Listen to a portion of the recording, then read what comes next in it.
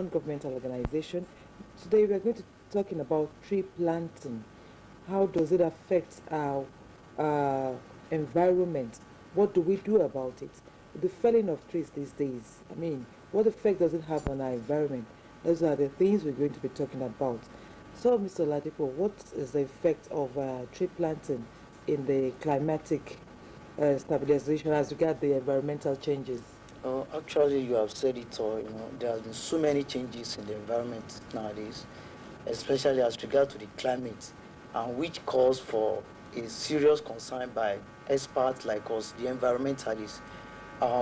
You see, these changes has been a very long period, and it's only because we are not all that be conscious of the fact that there has been problem. Like we have rightly said, about 3 or 4 years ago now, there has not been usual Hamatan period that we observe in December, and instead of it, it has been heat, and that's what we are saying as regard the ozone layer depletion. You have a documentary on ozone layer some weeks ago, and you see the trees. When you plant trees, it has a lot of buffer. It's provide a buffer and absorbance for these greenhouse gases. We are talking about carbon monoxide. Carbon monoxide, there are so many of our activities that lead to the release of carbon monoxide to the atmosphere. I mean, when you drive your car and all these factories, when they release all this carbon monoxide to the atmosphere, and trees has a way of absorbing this carbon monoxide, and give us oxygen. This oxygen is the ozone layer, and it's very, very useful in order to prevent the ultraviolet radiation from getting to the earth, which might increase the earth temperature. So when you cut trees, what happens is that you are denying this carbon monoxide from entering into the trees, where trees can make use of it for its own build-up. I mean, for carbohydrate or for during photosynthesis. So the result of it is that the carbon monoxide is released to the atmosphere, and before you know it, the earth temperature begins to increase. In fact, it has even been said that the earth temperature increased about 0.4 to 0.8 in the last decade. And this is a very, very serious problem to the atmosphere.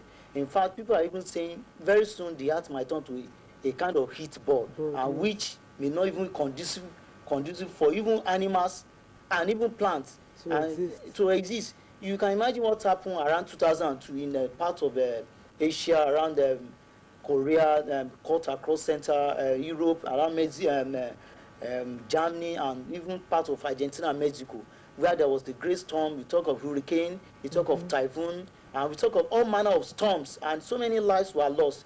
It's because of these changes. And you can imagine when that was happening, there was a wildfire going on in America. And so there are so many problems that happen now in the atmosphere, which cause for our concern. Even last year, there were droughts in Niger, where Nigeria needs to be give them relief and aid in a part of Mali, Mauritania, and even in the Zimbabwe. So it's only the West Africa that was paid out. And you can even imagine the way the rainfall pattern last week, it was so unpredictable. The August break was extended in a part of a place. The other place will be as dry as anything. You not even experience. You not even believe that it didn't rain. And that's what we are saying. It's because of this problem that's happening in the atmosphere. That there is because of the heat that's been generated, and which there are no trees to serve as absorbents for all these ozone or for all these greenhouse gases. This carbon monoxide is called greenhouse gases, in the sense that when we release carbon monoxide to the atmosphere, they trap the heat that is radiating from the earth. They trap it, and they will not allow this heat to be sent to the space where they can easily release the heat. So they will stay at the atmosphere. The ozone layer is like this. It's like when you're producing heat here, there's a layer here, and you are standing here. So when the layer is begin to be thin, the thinner is it, the easier it is for this heat to penetrate. And this has a lot of adverse effects on the climate. And that's what we are saying, that we should, as much as possible, not to be discouraged from felling trees and some other things like that. So I think trees has a lot of role to play as regard that changes. And let's talk about the economic and biological roles of a tree. So how does it affect, how does it affect the climate, as you rightly said? Actually, that's the area that people seem to be focused on. They don't think of the environmental aspects of trees. people think that trees is meant for us to earn our living, and when And they cut basically, trees. some end their living by felling trees. Actually, we still get to that. I mean, when you earn your living, this life is like give and take. The environmental cost that we incur by felling trees is not even much more than the economic that we incur.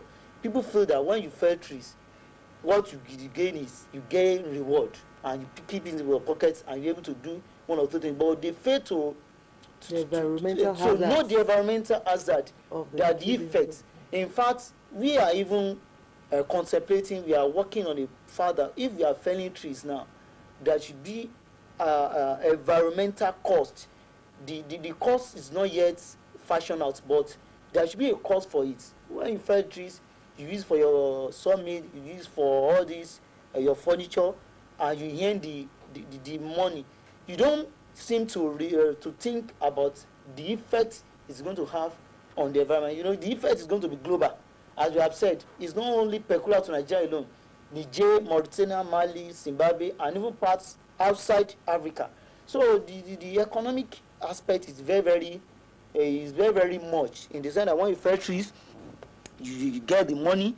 The thick, you can fell trees thick, make it for your furniture work, and even the state is getting a lot of internal generating a lot of internal revenue even from these trees. I'm talking about the biological advantage. I mean, that one we talk about the biodiversity. That means in trees, what are the biological gains that you can get from it? I mean, the medicinal aspects.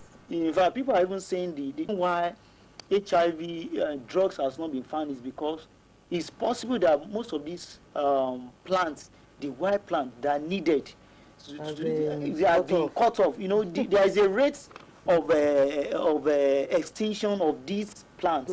About 17,000 plants and animals is being lost yearly, if as a result of our activities. And even people are saying, even in those states, about 2,000 hectares of forest area is being destroyed every year. And you can imagine how much of the wild plants that has been lost through that activities.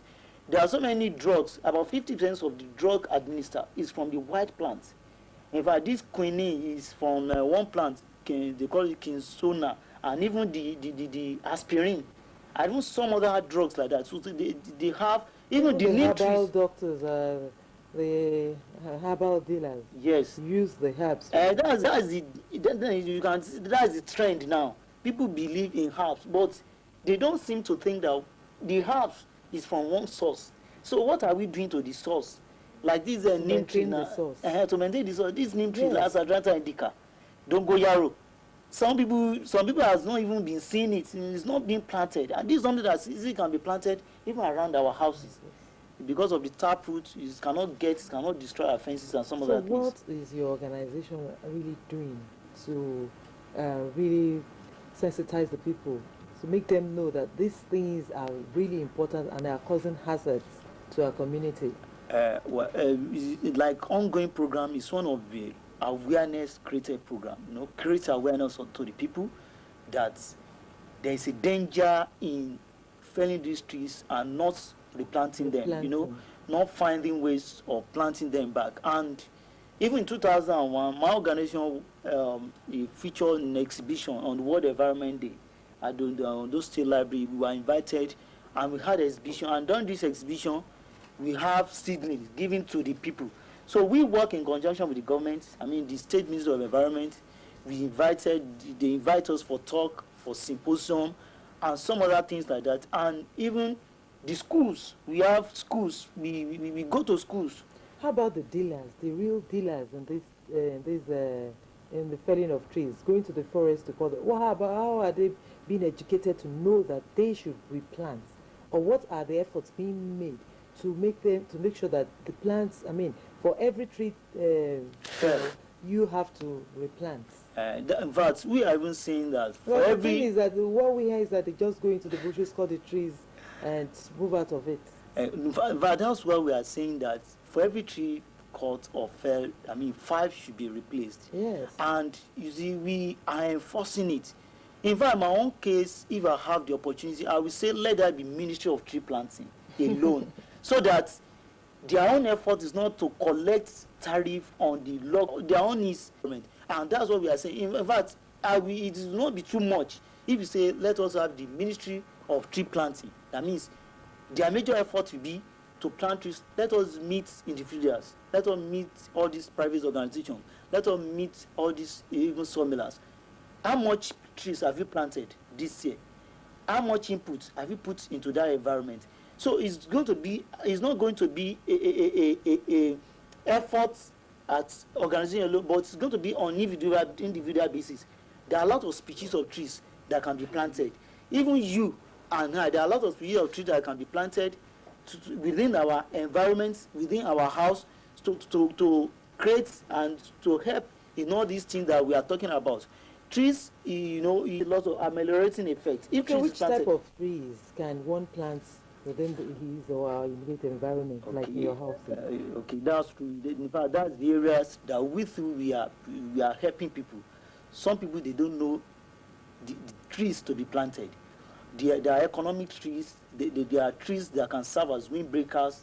There are trees that can serve as ameliorating the environment. So, like, we want to plant trees now within your house or within your environment.